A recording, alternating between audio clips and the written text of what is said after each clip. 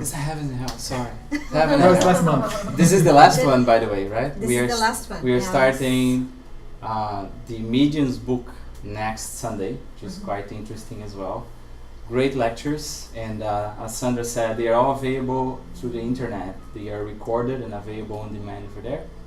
And if by any chance you cannot join us in one of the Sundays, you can join us on the web. But it's always good to see everybody here and meet everybody again. So we will start with an introduction with a reading by our dear Jacqueline. We'll go for the initial prayer, and then we'll have a lecture by our dear brother José, Angels and Demons. Right, so Jacqueline, please. A message from our daily bread, Francisco Xavier, by the Spirit of Emmanuel. When you pray, and when you stand praying, forgive. Jesus, Mark 11:25.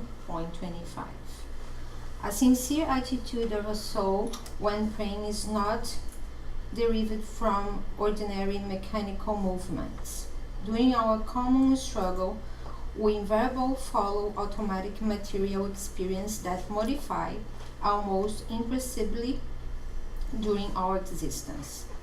However, when the soul turns itself toward the divine sanctuaries of the superior plan through prayer, our conscience becomes finally turned on the eternal and recreative sense of infinite life.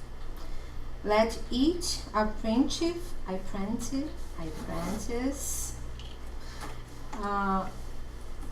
examine the sensation that he experiences as he places himself in the appropriate position of prayer to the heavens. Being well aware that it is indispensable to maintain an inner peace toward people and to the circumstances of the path. A mind at prayer moves, continuously vibrating in the visible sphere. The incarnates, even though they are unknown to each other concerning conventional activities, do communicate with one another via the delicate fibers of will manifested through the prayer. It is in such instance that we should consecrate ourselves exclusively to the most elevated zone within us, as we send the messages, calls, intentions, projects, and anxieties that seeks of a suitable objective. Whoever utilizes this opportunity, consciously or unconsciously, to project currents of will deserve our pity. For this reason, Jesus, being aware of the lack of man and woman free of culpability, promoted the significant project of love to benefit each disciple of the gospel. And when you stand praying, forgive. Thank you. We would like to invite everybody for the initial prayer. So let's close our eyes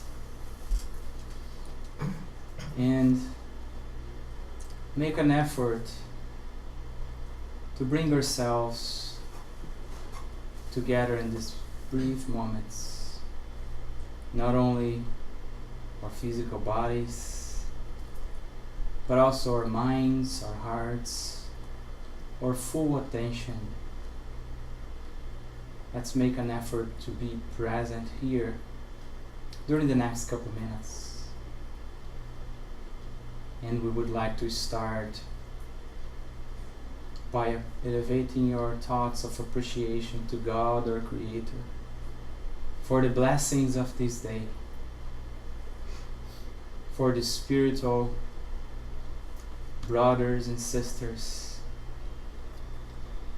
who work with us since the first hours of these days, giving us the strength, the perseverance to be together for the lecture that we are going to have.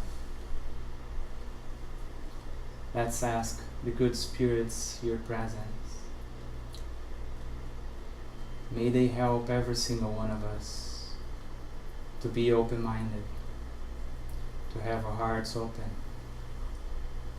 to console our challenges and pain, to help us to become stronger, and help our understanding. Dear Jesus, bless our brother Joe, who is in charge of the lecture this afternoon, and also all of our brothers and sisters who may be watching us through the internet or who didn't have a chance to join us this morning. Thank you. So be it. So be it. Joe? Thank you, Marcus. So, as Marcus said, we're finishing the study of the theme of the month, Heaven and Hell. The name itself already brings a number of strong feelings to us, but so does angels and demons. Possibly few other things have such a deep impression on us as the stories that we have learned, especially if you're raised as a Catholic or some kind of evangelical, the notion of good versus evil. And this is represented, this eternal, universal fight is represented by its main players. The angels on the good side and the demons on the evil side. Very strong sentiments because it has been used for centuries to kind of influence, to shape behavior in us. Because we're often put in a position and we are asked, which side are you on? Are you on the side of the angels or are you on the side of the demons? Are you for good or do you follow evil? And of course, very few people would automatically or naturally choose evil. Right? We always think of ourselves as good people. But that brings us a deep problem. Because deep down we know we're no angels. So where do we sit? How do we fit among this separation? So clearly divided. It's that one line that we're told that there is no middle ground. And we struggle with that. Because we know we are not perfect. We know the bad things we do, the wrong thoughts we have. So the traditional approach, the way this has been taught to us, creates great guilt among ourselves, inside us. So Kardec, when was writing Heaven and Hell, 1865, just a couple of things. So this is the fourth book of the Spirit's codification, the last one being Genesis, which we discussed last month. And it's also subtitled, and the subtitle is actually even more important than the title. The title is marketing, right? The real purpose of the book is to talk about divine justice. And he used heaven and hell because traditionally that has been the outcome of the divine justice. We all know that we've been told that when we die, we go to this gate and then we have to be judged. Our life will be judged. And depending how the outcome of that judgment is and how good our lawyer is, and our lawyer is ourselves, we have to defend ourselves. We actually go an up button or a down button. And once that decision has been made, there is no Supreme Court for you to appeal. You're done for eternity. It's very tough for us to imagine that.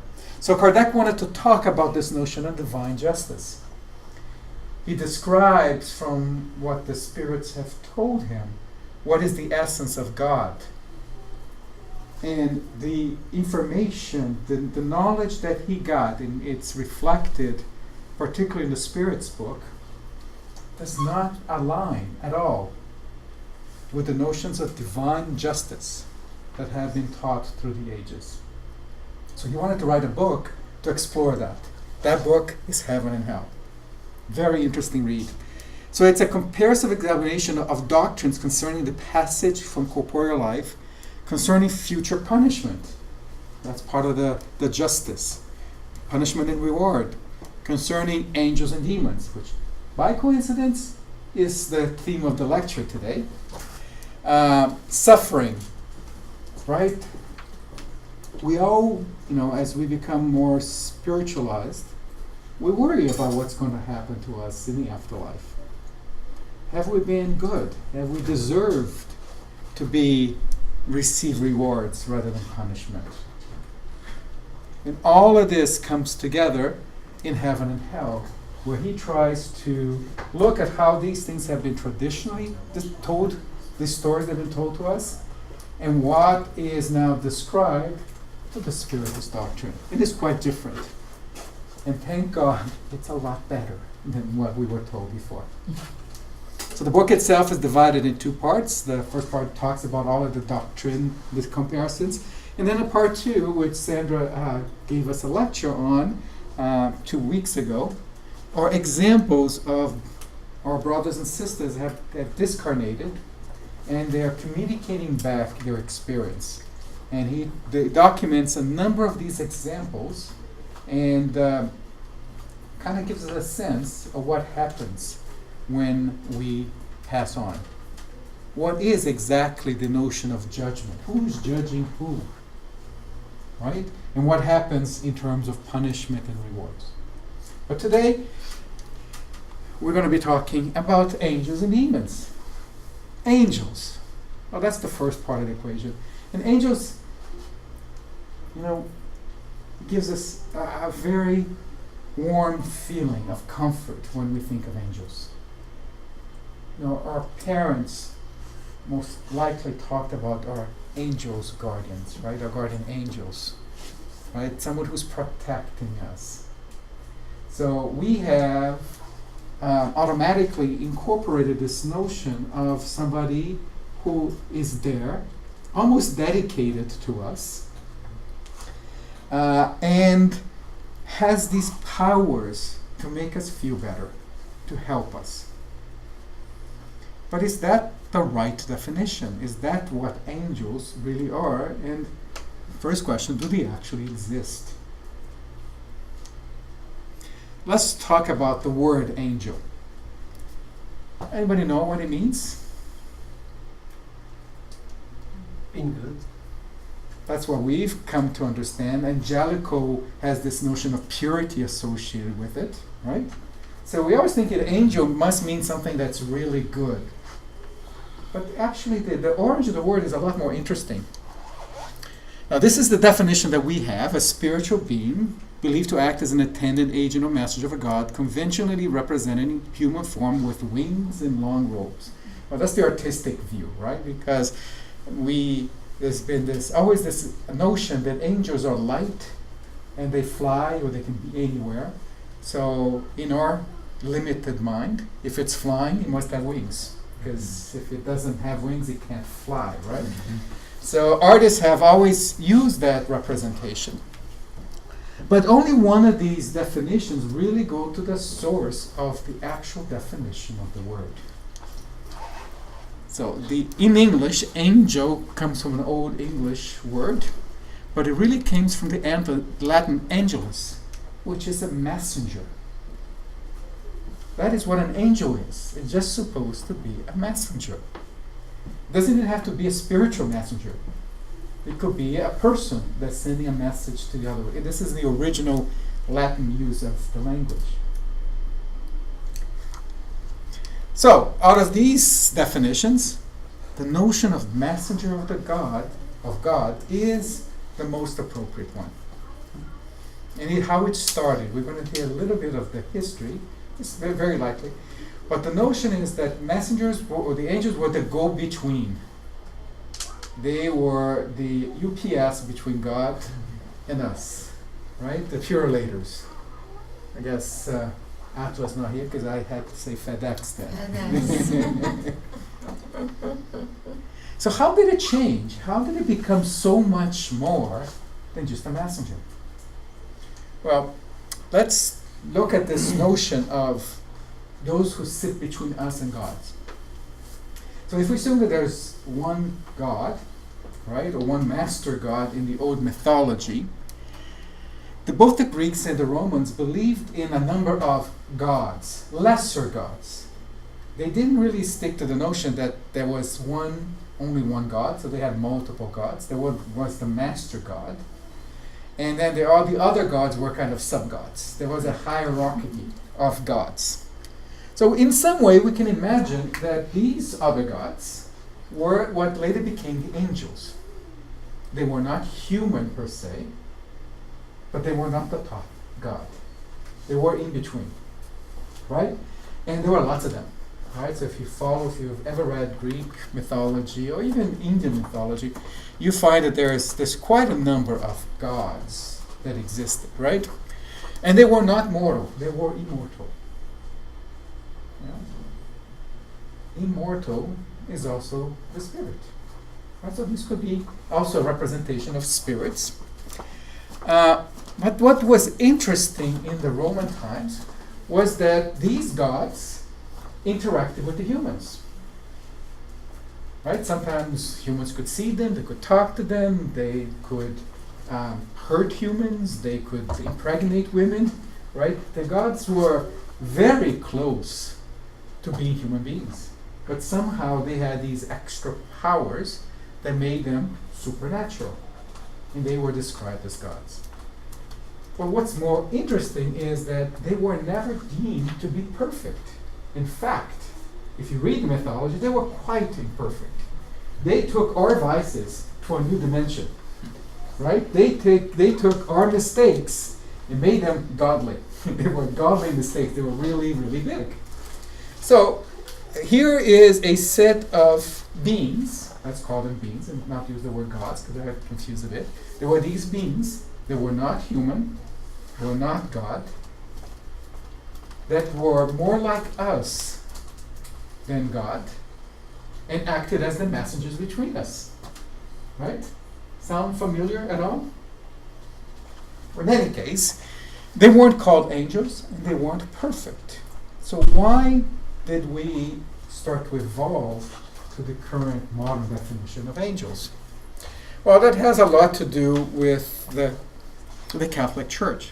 So this is quoted directly from the book. And it states, every religion has had angels under various names, right? Being superior to human and acting as intermediaries between them and God. In denying that there is any spiritual existence apart from organic life, materialism has classified angels among fictions and allegories. So Kardec, in every one of the 5 books, one of his main audience that he was trying to convince about Spiritism were those who consider themselves to be materialistics, right? Who follow materialism, where they basically wanted to believe that there is no such thing as spiritual life. So we see lots of references to kind of the materialism in lots of places through the 5 books. So not surprisingly, if you're a materialistic, you hear about angels and demons and say, that's just another set of fantasy that's been created.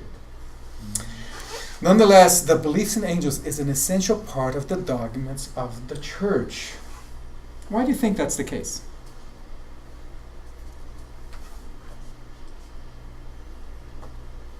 Now, the Church didn't want people to believe that they could talk to God. In fact, early on, the only person who talked to God were the angels or the Pope.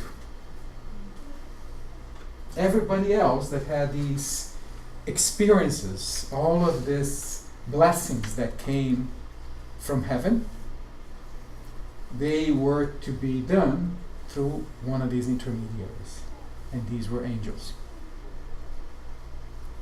But at the same time, you couldn't say that this being that's representing God was anything less than perfect in some ways, right? Because otherwise, the message could not be that of God, because the angel could be changing it. But there were stories about angels who did not follow God. We'll talk about that in the second half when we talk about the demons. So let's stick with the angels right now. So the true angels were worthy speakers in the name of God. They came to earth to bless us with some kind of message, information, direction, some kind of warning that we will receive from God would have to come from the angels. And in the Bible, there are lots of places, that we're going to list a few that show up, where angels are explicitly mentioned, right? And they are still described as this body of spiritual beings, intermediate between God and man. You have made him, which is us, man, a little less than angels. So the Bible already tells us that even though it became more and more, the angels got a good public relationship person involved, and they got better and better through the ages. But at the time of the Old Testament, they were just a little bit better than us. We were a little bit less than the angels. They weren't the purity or perfection that they evolved over time.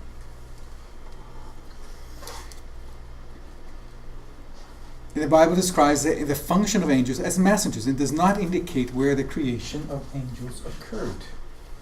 There's a lot of debate, and I was able to kind of get a little bit of a glance of this through the research, that angels are immortal, always, but are they eternal? So have they always existed? When did God create them? Did God create the angels before man or after man? Did he create them at the same time as man? None of this is addressed in the Bible. So over time there's been lots of assumptions, hypotheses, plain statements that try to describe that angels have existed for a longer time than men. But not from the Bible itself. So in any case, the idea is that there is this vast army of angels that have been created by God, and they do the work in his behalf. Right? But that's not a bad description. We're going to see how in Spiritism we kind of follow a little bit of that track.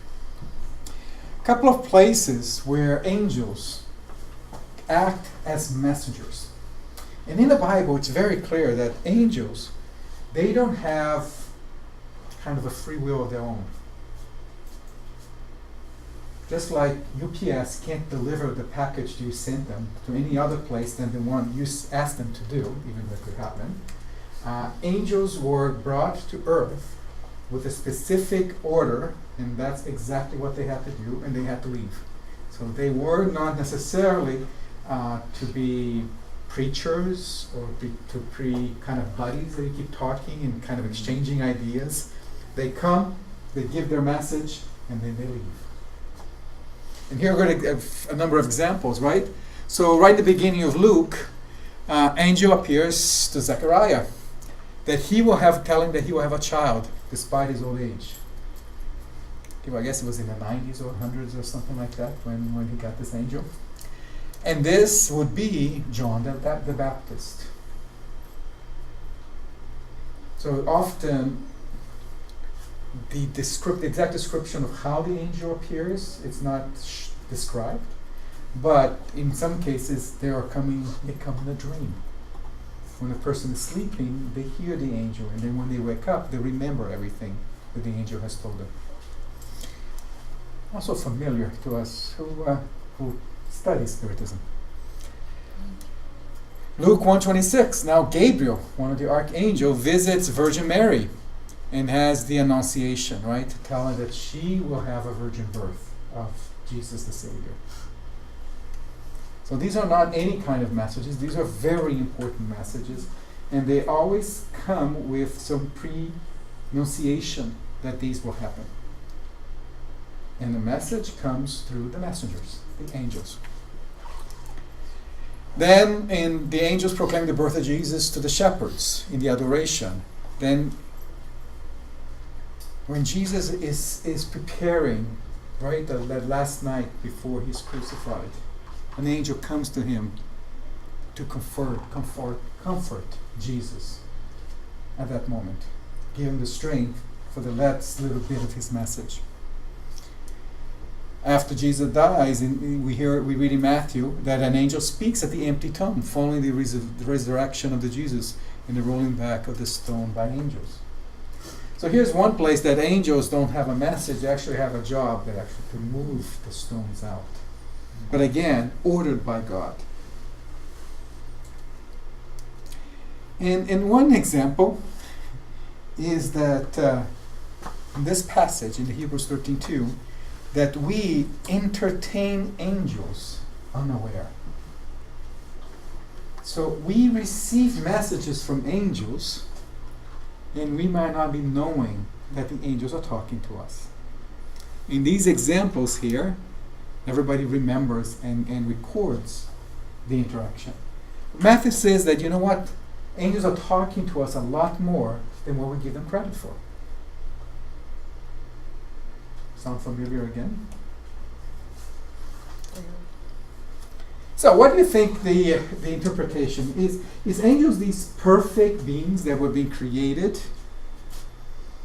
And do they still exist? Do they still do their things? Why would God have created some beings perfect from the very creation of them? Because that's another part of a lot of the theological studies is, were angels always angels?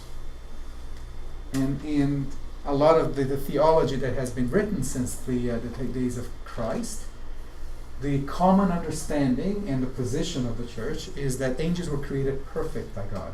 They were created as angels. They were never anything else.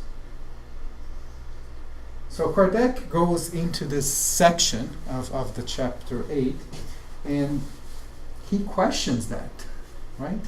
Why were certain beings given this privilege of being created so perfect from the first day without ever having to merit that? We suffer, we do the hard work, and every little bit we do, we go up a little tiny notch in our evolution. And here are these angels that just by luck, by some kind of a draw, God made them perfect right away. Kardec can't accept that.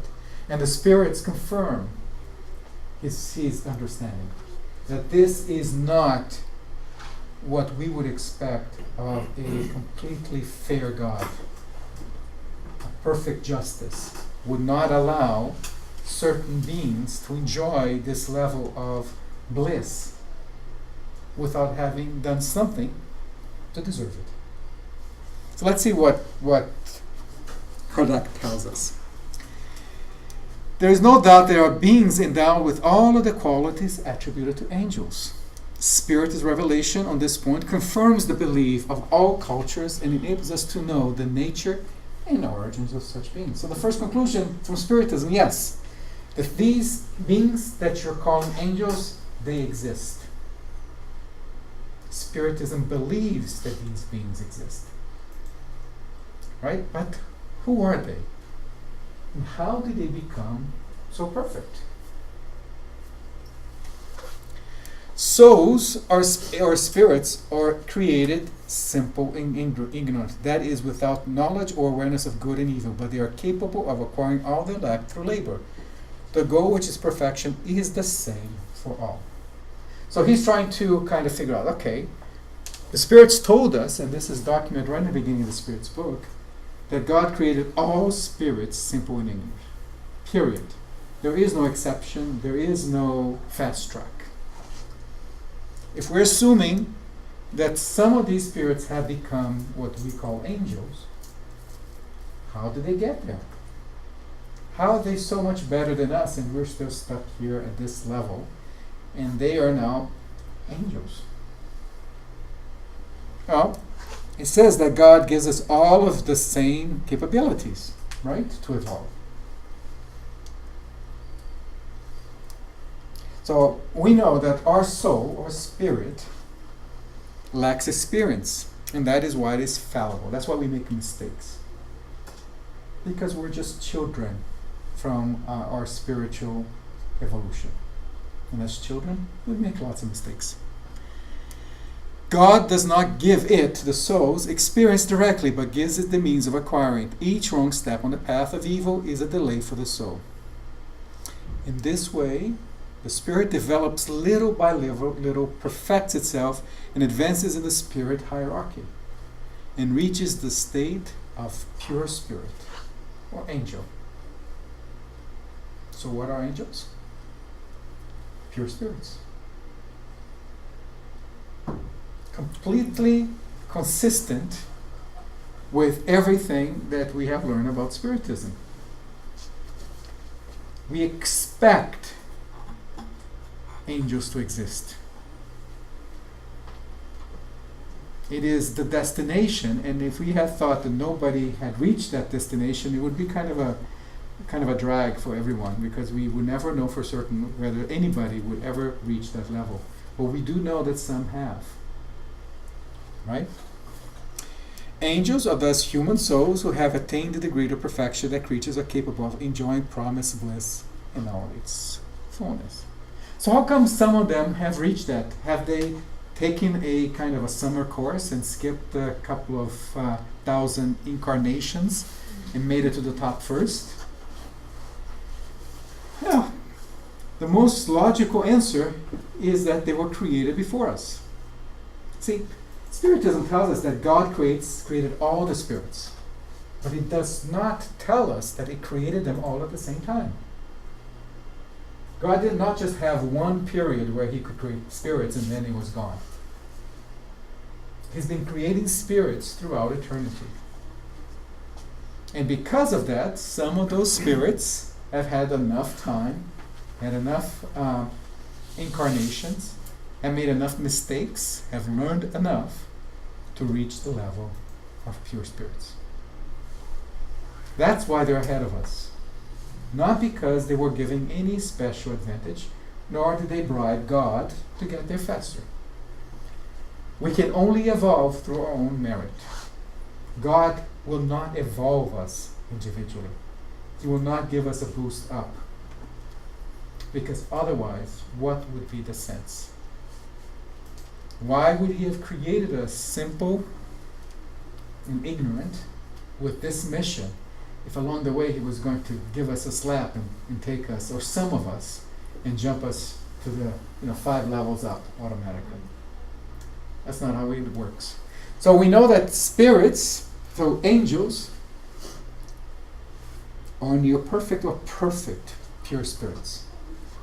And because they are pure spirits, what do we know about them? What do they do? Do pure spirits live the life of heaven that we've been told? Lying around doing nothing, just listening to harps and music, eating grapes? And I don't even like grapes. No, of course not. We know that with evolution comes a greater desire to serve. Angels have missions. And angels, unlike the origin of the word, are not mere messengers. They are actors. They are participants. They are guides. They are inspiration. They are protectors. And they do this as part of their mission that they have deserved. It's one of those things that the more you work, the better you deserve better work. And this is the mission that they take upon themselves.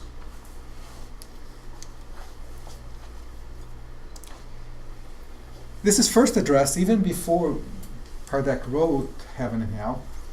in question 128 of the Spirit's book, he asks, do the beings we call angels, archangels, or seraphim form a special category that is different in nature from that of other spirits? So is there something different about how angels are created? No. They are the pure spirits. They are the highest degree of the scale and are inwardly perfect in every way. As perfect as a spirit can be. Always put that, because perfection is a word that we kind of define as exact. So perfection, there's only one perfection. But we also have to be careful with our pride that no matter how much we evolve, we cannot be as perfect as God. We are not pursuing to be godlike. We are pursuing to be perfect spirits. There is a difference between this perfection of a spirit and the perfection of God.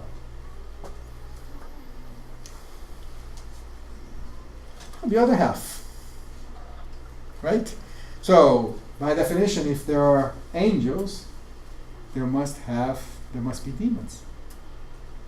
And you would think that the notion of angels and demons were created kind of at the same time and for similar reasons.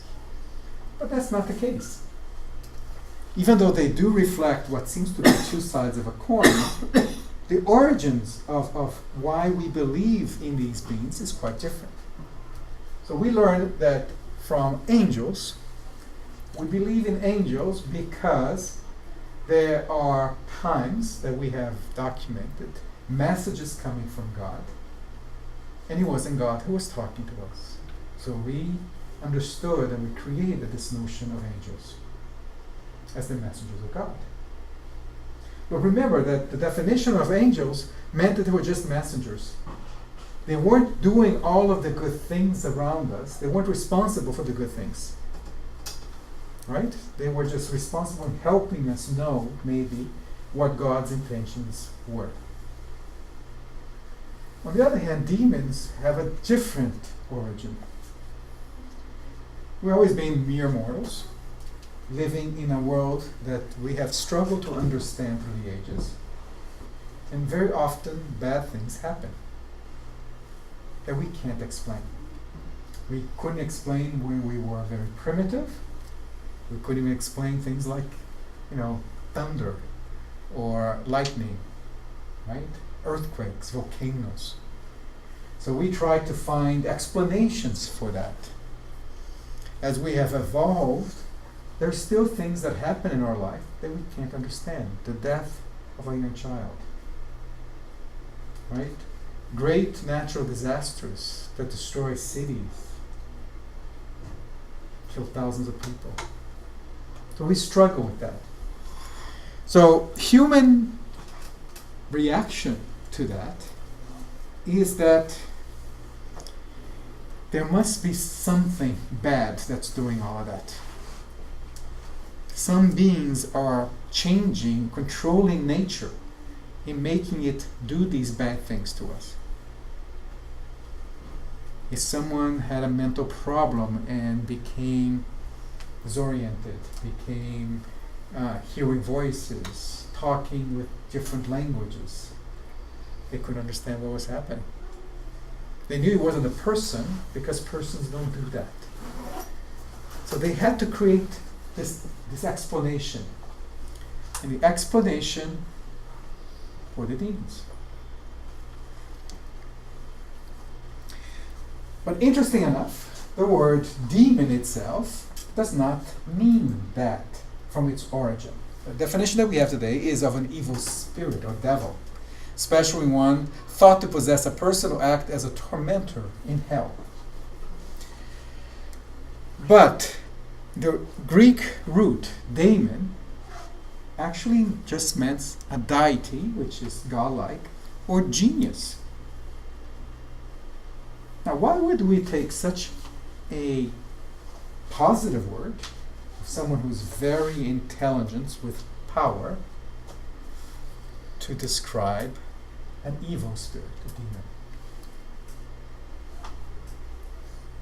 Well, because they were doing things that we couldn't do, so they were smarter than us. Right? We don't know why they were smarter than us, but they were smarter, stronger. They could do things that we were just vulnerable to it. So in the Spirit's Book, question 131, Kardec even says, only in modern meaning does the word demon imply the idea of evil spirits, because the Greek word demon, meaning genius or intelligence, it applied to all good or evil incorporated beings without distinction. So demon, in fact, was used in early Greece to represent the soul as well. Right? So they didn't have a word for spirit. So the intangible, spiritual part of the people were their demon. So that's why we still have the demons inside us, right? These expressions. But along the way, the word started to get used really to mean the notion of evil spirit. And this was in no small manner kind of reinforced by the church. Like all great crusades, you got to have an enemy. If you're going to get people to come around and fight together for something, you have to have a common enemy. And that enemy became the powers of evil. Satan, the devil, Lucifer, all different names were given to that person or that entity. And Kardec goes through an extensive kind of logical thought, breaking down one by one why it is so silly to believe that God would have created someone like a devil that we believe.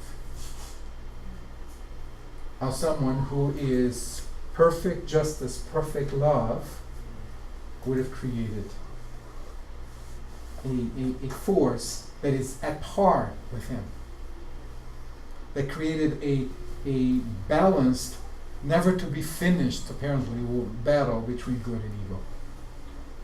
It simply does not stand up to any logical analysis of it. To think that then if God didn't create the devil, or did not create this evil, that they must have been created with God, which also doesn't make sense if we believe in what we define as God. So still that question 131 from the Spirit's Book. Humans have treated demons the same as they have treated angels. Just as they have believed in the existence of beings perfect from eternity, they have also taken the least of all spirits as being perpetually evil beings. So along the way, the evilness got an army. Because the devil can't do it by himself, he needs an army. And the army are the demons. The demons that help punish people, the demons that help us lose our way.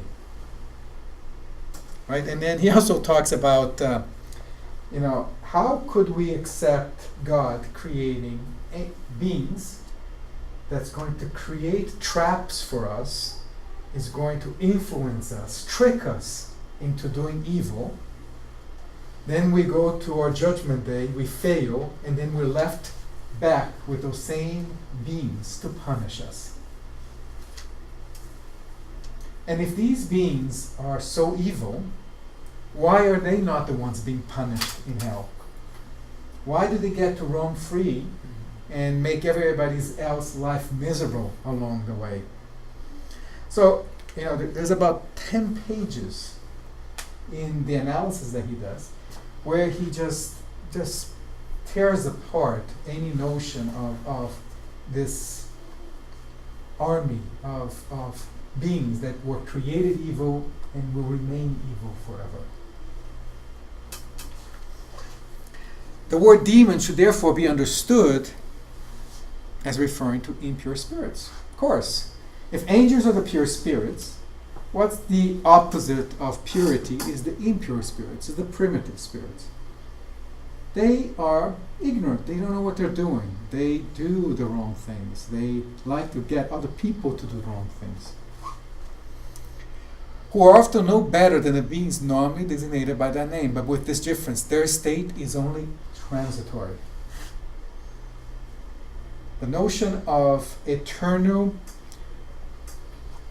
forgiveness, of infinite forgiveness of God, that no matter what we do when we were imperfect spirits, we will have our chance to redeem and improve. Of course it makes sense. How could God not forgive the mistakes that impure spirits make if He Himself created the spirits imperfect?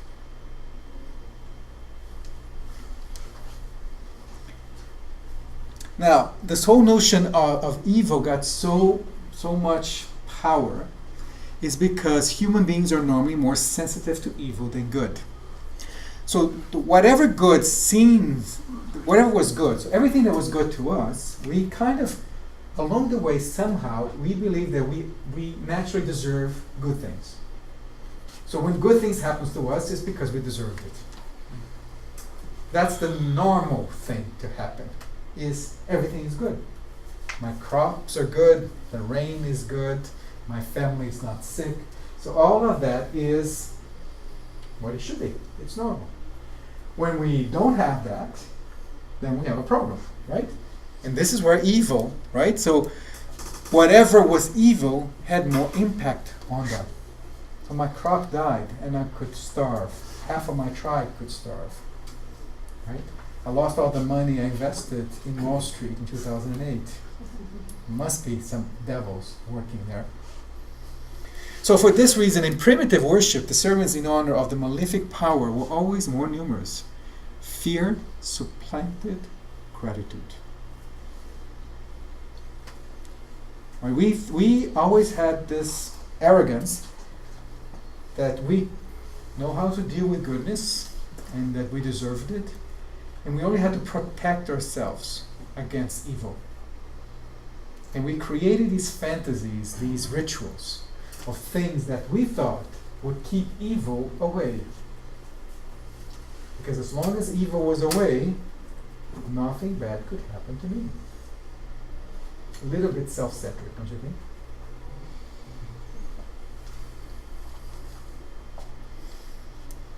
And this is why we made offerings. They were often disgusting. They were live animals. Even in some time, very primitives would sacrifice human beings. We use blood in a lot of the ceremonies because blood is life. And we're giving a little bit of our life as a sacrifice because we somehow along the way also believe that what the evil beings want is to take away a little bit of our life. So we give a little bit of life to them and they will leave us alone. It's like feeding a hungry animal, dangerous animal, so they won't come and attack you. That was the mentality. Completely wrong. And this created this big battle between good and evil, right? Since there was an incessant struggle between good and evil, with the latter often triumphing over the former. So what kind of universe would God have created where He would let evil triumph so much over good if this effectively was a war? Every battle seems to be that evil was winning. At which point is the war over? And since we could not actually rationally believe that evil could derive from a benevolent power, it was concluded there were two rival powers governing the world. So the doctrine of demons consequently had its origin in the ancient belief in the two principles of good versus evil. So this is why I say that angels and demons have different origins. Devils, demons come from this belief that there's good and evil. Right? And interesting enough, in a lot of situations, it is us fighting the evil, the demons, not the angels. Some portray angels helping out as well. But in the pure sense, it was us mere mortals having to hold off this powerful legion of demons that all they wanted to do was destroy our lives.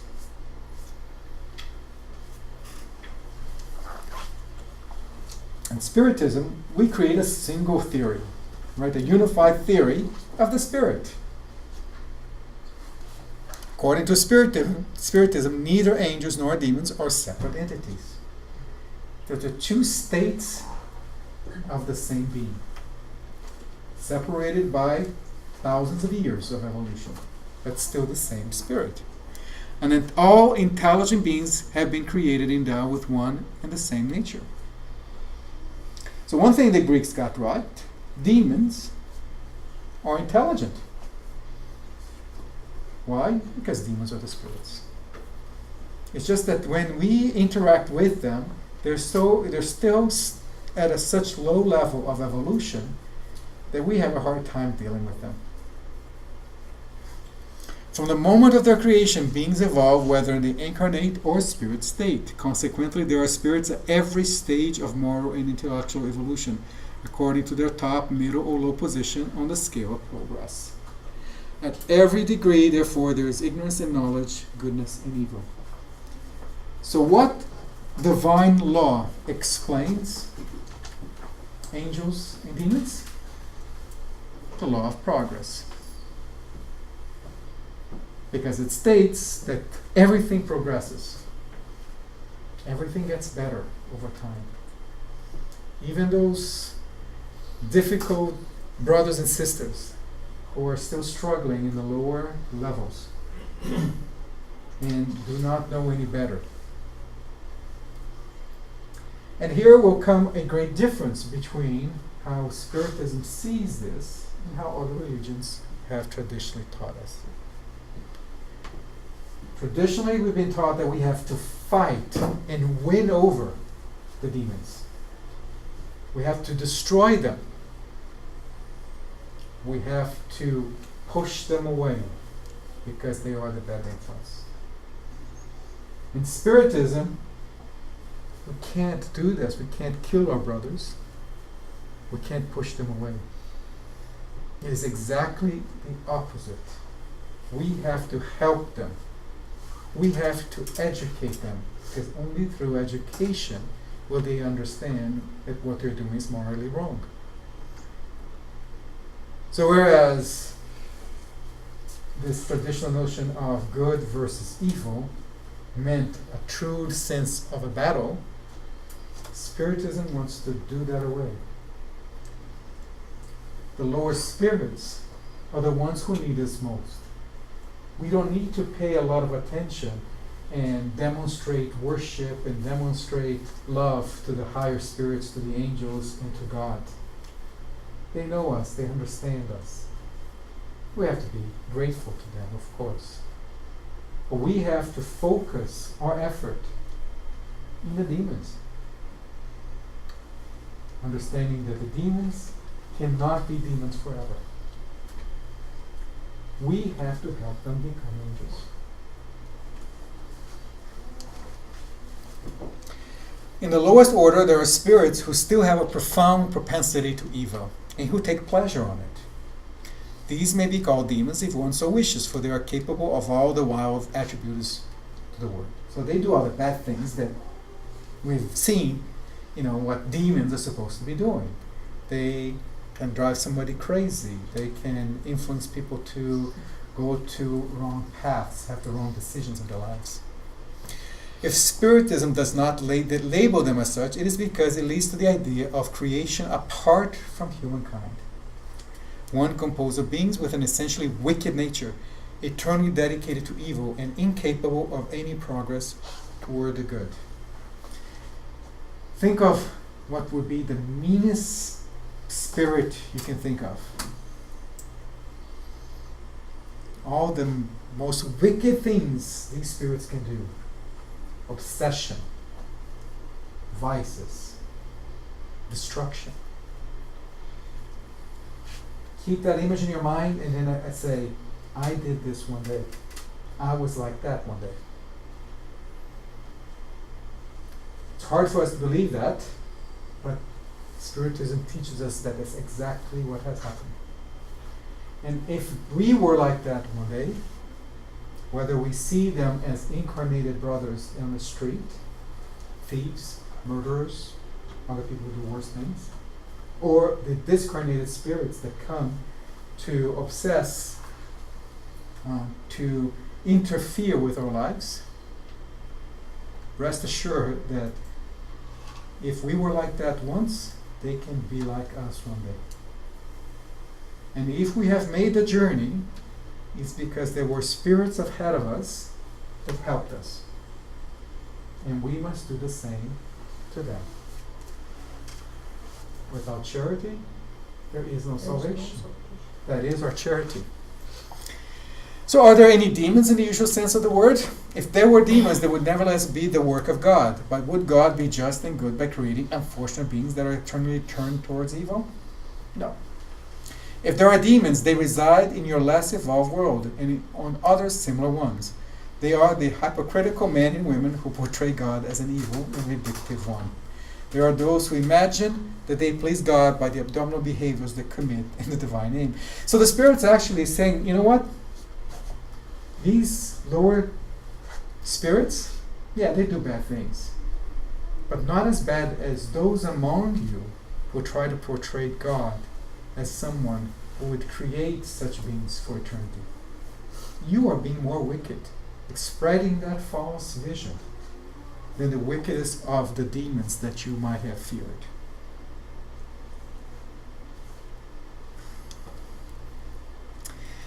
According to Spiritism, demons are yet imperfect spirits who are susceptible to regeneration, and although located at the bottom of the scale, they will nevertheless ascend. They are subject to the law of progress. Due to their aptitude for progress, they are not forced to progress against their will. So that's the unfortunate story, that we can't force them. We have to help them, but they need to make that decision themselves. If progress were obligatory, there would be no merit in it, and God will for all of us to enjoy the merit of our deeds. But we don't have to do it alone. But ultimately, it has to be our desire. So where do we get this will to progress? So how does these spirits that are living in such a vile, low level of vibration, how do they make the decision that they need to move up? Or the spirits advance naturally by themselves. Not all progress at the same time or in the same manner. However, it is through social contact that most advanced help others to progress. So that's the key. It takes time, it takes work, it takes many lives, but it will happen.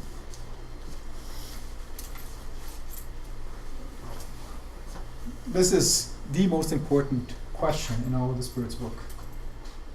And we always forget that. Right?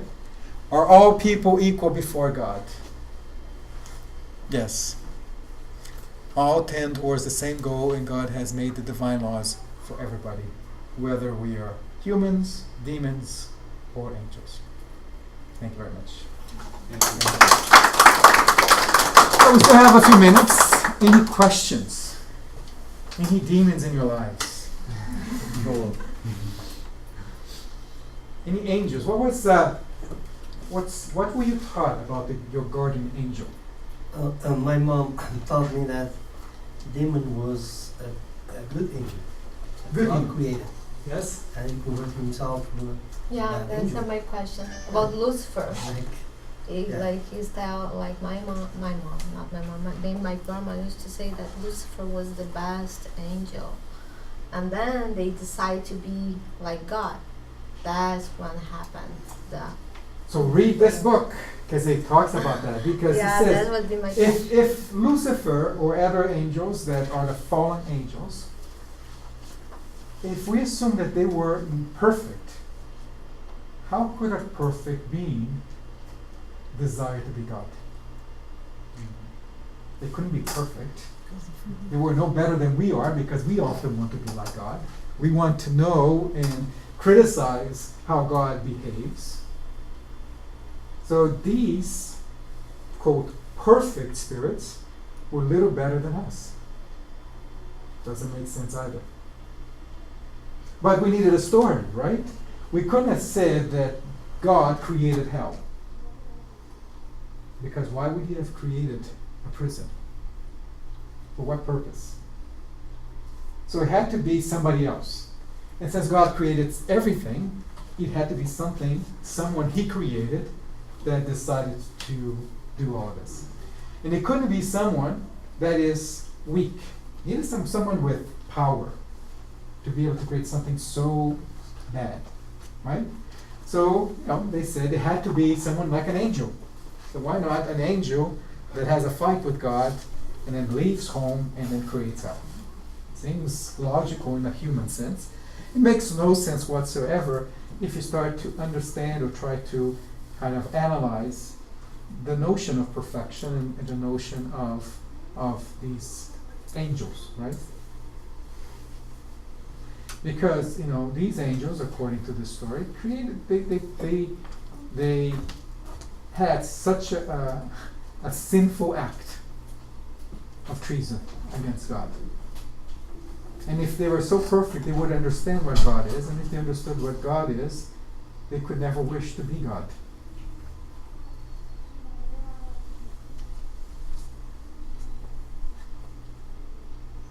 So let's understand that we are surrounded by spirits of all levels. Some are much more evolved than we are, and they try to help us. Some of those are not as evolved as we are. And believe it or not, some of those try to help us as well. They just don't know how. They think they're helping us, when in fact they're just getting in the way. But this is kind of the key lesson, is that all spirits have the spark of goodness, of love, of God inside them. They just might be too stupid yet ignorant to realize it. And the attraction that we're studying right now on the Spirit's book around the pleasures of incarnated life, of vices and other bad things, they can be very strong, especially for a spirit that hasn't taken the time to take care of their moral evolution. It's also important to think about the way we act or think or speak, because often we are the ones behaving like the image of demons, right? Well, that's what We they are- said there. I mean, we we are do in things that between. We are in between. Sometimes we behave, closer to the angel's image. Sometimes closer to the demon's side. So it's important for us to think about it. There's no one sometimes creating, bad things in our lives. We are actually planting those. Put things. yourselves in the shoes of the high spirits that are looking at us. What do they think of us? What do they think of the stuff we do? Right? Disgusting. Right? Why? How could anybody live that way, right? But they're there trying to help us find a way and I don't evolve. think they think it's disgusting. Oh, I'm sure they do. They don't. Eat meat, eat animals, that kind of thing. They might think that, right? Who knows? We'll know one day. They're too pure and perfect to think of Well, us. not all the Yes. spirits that are helping us are pure. Yeah. There are a lot of spirits that are just more evolved to us, but they're still a long way from being pure. So they still have the ability to be critical, like we are. Like we are of our brothers who have unfortunately taken the wrong choices and gotten themselves into a very difficult life. But hope this has been useful. Thank So you. now we have who are our task givers today? Angelo, Sandra, Marco, and Michelle. No, Jacqueline is doing for me. Okay. Can you do it? You.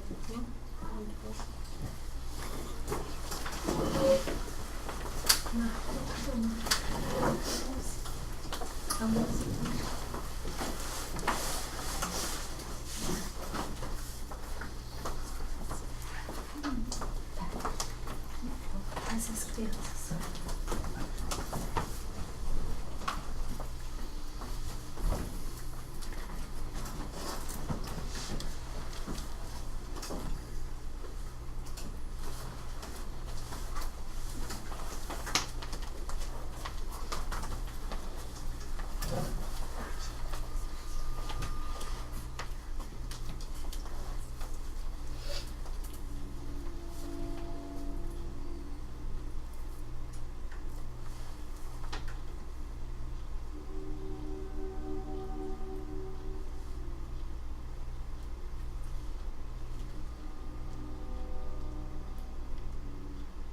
Let's close our eyes.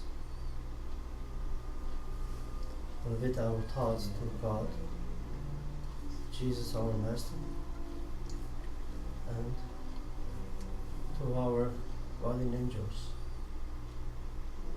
And open your hearts to receive the blessings from our spiritual friends that are here to help us to be a better person.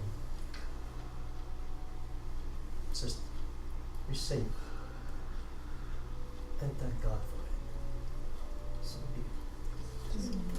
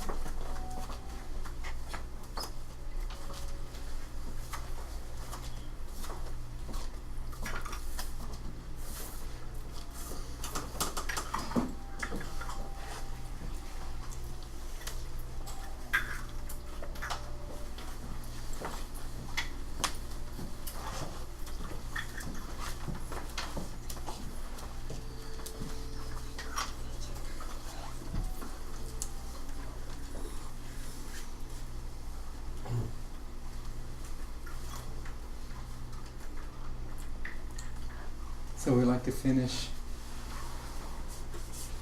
with a prayer of gratitude to God our Creator, to all of the angels, all of the other higher spirits that have so much helped us in our lives through many incarnations that we have experienced.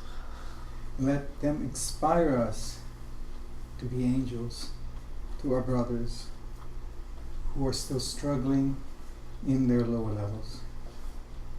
Let us be the angels to those we think for so many centuries that they were demons, but they were little less than just brothers in need. Let's keep the thought of charity in our heart in all the things we do. So be it. So be it. Thank you, everyone. A couple of announcements. First of all, today is the last lecture of the month. Next week, next Sunday, it's September 1st. So a couple of things are happening. We changed the theme. So the theme is going to be the medium's book. So all of those who are curious or interested or practitioners of mediumship, you'll find the lectures very interesting, enjoyable. We also begin our TSS for children back from our vacation. So if you know of people who have small children, teenagers that would enjoy, would like to participate, please encourage them to come here. We continue with, yes? And we have the breakfast theater also next Oh, yeah. Sunday. Next Busy Sunday. Busy Yes. Sunday. So we have, once every couple of months, we have a movie that we show during breakfast. Yeah. We have a hot breakfast for us to share. Typical a movie that has Spiritist themes. You know what the movie is? This The time Bible. we'll start this The series, Bible, The is that- Bible, and it will be an episode about Moses. Okay. So then we have a quick, just kind of round table around it, and then you are welcome to stay for the lecture at 12. We continue with the Wednesday and Thursday studies. Actually, Wednesday is new because we're gonna have, oh, sorry. The studies still continue. The Wednesday study is going to be enhanced now because as like we said, we're starting with the medium's book for the month of September just for the public lectures. But we also decided to take the Wednesday, which was only the gospel, and it's now going to be 2 hours. That will include 1 hour of the study of the gospel and then 1 hour of study of the medium's book from beginning to end. So that's going to be a very interesting course. And of course, we continue with the Spirit's books on Thursday. That will probably continue until the end of next year. We're almost halfway through the book. What time is it on Wednesday? It's 7 o'clock, 7 to 9. 7 to 9. And Thursday is 7 to 8:30. We also have the fraternal assistance Wednesdays and Thursdays from 5:45 to 6:45. 6:45. So if you like to have fraternal assistance, just go to our website. There's a link there for you to send an email to us. Yes, Michelle? Two things about the next Sunday for the theatre. Breakfast and theater. Yeah, breakfast. Sorry, breakfast theater. We have Move for Kids as well. The same title from the adults, and we ask for donation for $7 for the breakfast. If in case you can enjoy us 30 minutes before the movie starts. What time does it start? The movie will be start at 10 a.m. And the breakfast at 9:30. 9:30. It's enjoy us to have a conversation Talk. and discuss about you want. It's a lot of fun. Yeah, and for the kids, you will start on Sunday 8. Because next Sunday the will class. be the last day from schools, and Okay. the Sunday 8. Thank you for correcting me. And Dr. One more Andre, one more Okay, lecture. so beyond the normal work, September is an exciting month for us. We have 2 great mediums coming to visit Toronto. The first is Dr. Andre Moreira. He is the president of the Medical Spiritist Association from Minas Gerais. Great person. He has helped us remotely in some of our obsession work. They do great work, and he was going to be here for he's going to be here for 2 lectures, Friday, September 13th, and Saturday, September 14th. So actually Friday is a workshop, and the theme is going to be about homosexualism. So Dr. Andre talks a lot about this theme. It's an important and difficult theme sometimes to be discussed in religious settings, but it's important because it certainly affects, if not all of us, many of us in one way or the other. And it's been long kind of been shied away and put in as a taboo that we shouldn't talk about it, we can't talk about it, as always seen as a divisive topic. And in Spiritism, we do have very different views and understanding of what it is and what it means to us. So it's a great opportunity. And Saturday he's going to be talking about self-healing, the importance of self-love as a path for our healing as well. So these two are very much in line of our self-improvement in our evolutionary path. Friday is going to start at 7 and Saturday at 6. We do ask if you want to come, because it's for both lectures going to be here. And we are asking people to sign up, let us know, give your name, because it's only 60 people. And I know that this Saturday we already have over 40 people signed to come. The Friday, because it's new, we didn't have that many people sign in yet. But if you do know of someone who would be interested in the topic, please do tell them and let us know. And both lectures are going to be in Portuguese, but with simultaneous translation done by our dear Joe to English. And we're going to have those nice, beautiful headphones with Acho que todo mundo aqui é brasileiro, então a gente já fala agora. Se tiver algum amigo que fala inglês e queira trazer, por favor, tragam eles. Isso. Divaldo. Não, só um instante. Ainda. $10, a gente está pedindo uma doação de $10 por pessoa para os lectures do Andrei, para ajudar a gente, para pagar passagem, etc. Divaldo Franco. Dia 26 de setembro, no Innes Hall. Tem o endereço, tem direções no nosso site, fica na Universidade de Toronto. É um teatro bonito que é utilizado pela Escola de Cinema da Universidade. Cabe 200 pessoas e nós já vendemos cerca de 140 entradas. Então, esperamos que vá lotar o evento. Então, se tiver interesse, por favor, nos avise. É $20. Agora, no dia, vai ser $25. Se souber, se tiver ainda algum sobrando. Isso, se Deus quiser. A gente sabe que brasileiro sempre deixa as coisas de último, né? E depois, logo no primeiro fim de semana de outubro, temos uma nova convidada que acertamos recentemente, que é a Marta Antunes. A Marta Antunes, ela é a vice-presidente da Federação Espírita Brasileira. Ela é uma sumidade vou levantar por causa do meu pescoço. Ela é uma pessoa assim, que tem um conhecimento muito extensivo sobre mediunidade. Então a palestra dela vai ser sobre a influência dos espíritos na nossa vida de encarnados, né? Então, outra vez vai ser aqui no TSS, para aqueles que quiserem. A gente ainda nem começou, estou falando hoje pela primeira vez publicamente, né? Para aqueles que gostariam de vir e assistir a palestra, vai ser no sábado, porque a gente acredita que sábado é o dia que as pessoas têm uma flexibilidade maior. Vai ser sábado, dia 5 de outubro, aqui no TSS, outra vez só para 60 pessoas. Então a gente já vai colocar uma folha ali na frente. Quem quiser vir, por favor, venham tem que colocar o nosso nome. É um tema assim interessantíssimo, que eu acho que afeta muitas pessoas. Mais uma vez vai ser em português com tradução simultânea para o inglês. A Bíblia já falava dos anjos conversando com a gente sem a gente saber, né? Pois é. Então ela é uma pessoa assim que do not miss. A gente se sente extremamente abençoado de ter ela aqui com a gente. Também nós gostamos sempre de reconhecer a chegada de uma pessoa nova no nosso grupo. Isso. Então, Adriana, se persistir só de se apresentar e falar um pouquinho sobre você. Bom, meu nome é Adriana, acho que eu falei com quase todo mundo. Cheguei recentemente, achei a sociedade através do site, Google.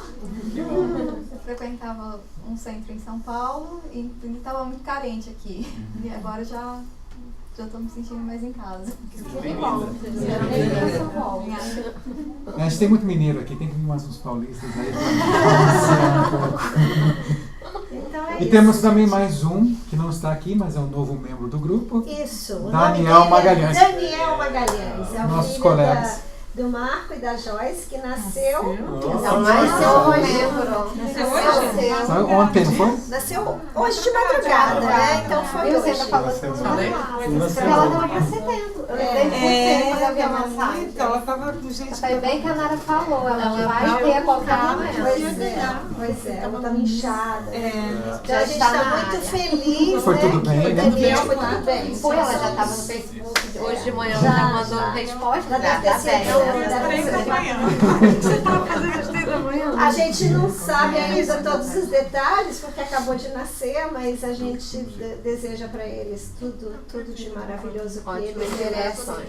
E que o Daniel seja muito bem-vindo ao nosso planeta Terra. Lindo nome. É lindo nome, né? Pois é. Então é isso, pessoal. Mais alguma coisa? Grandes anúncios. Ah, Muita gente. Tchau pro pessoal aí. Tá Quem que tá na bombando. internet? Temos várias pessoas, tem o Tem o Rodrigo, Rodrigo, o Cauê e a Tereza. Tereza, que vem às quintas-feiras. Hey, Tere! Obrigado, thank Obrigada, you. gente. Thank you very much. Obrigado.